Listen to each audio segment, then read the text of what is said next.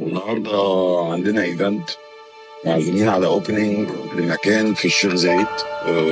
بيعمل حاجات كتير قوي.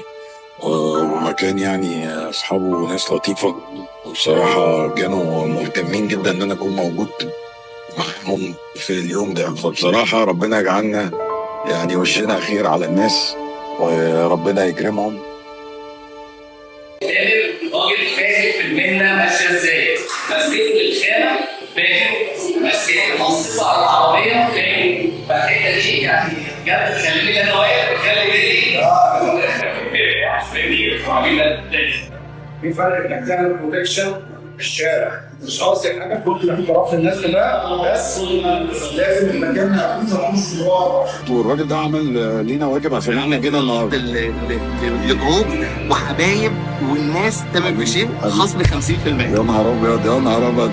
وطبعا انا عايز اقول لك على حاجه كمان، احنا الحمد لله الوكيل المعتمد لبرو فيجن.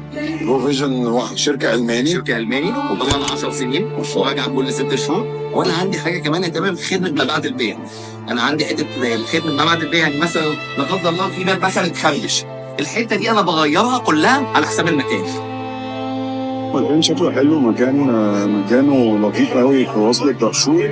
عاجبني انا السيت اب اللي عنده ده بصراحه. وانا بحب الحاجات دي قوي، بحب التفاصيل. الراجل محترم جدا بصراحه يعني، وكان لازم يسبورت واحد من العيله الكبيره بيعمل بروجكت. تعب وبقاله كتير بيعمل الموضوع ده، فربنا يجعلنا سبب للخير لبعض كده. وبصراحه ما ينفعش اتاخر يعني، فكان لازم اكون موجود النهارده معاهم في الاوبننج وبارك لهم. ان شاء الله ربنا يكرمهم، ان شاء الله مره كده نجيب عربيه ندور معاهم بروتكشن، خصوصا انهم بيتوسعوا جامد.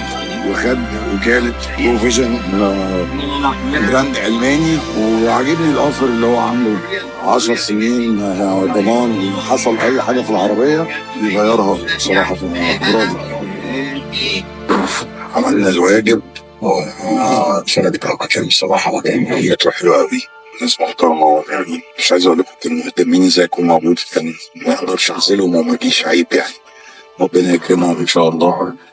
عندي حاجه كمان عايز اقول لكم عليها بجد مهمه قوي، يعني يا ريت ناخد بالنا منها كلنا مع بعض. لما تلاقي حد انت فارق معاه في مودك، مكالمتك، مقدرك، وتقديره ليك كبير، اوعى تخذله بجد.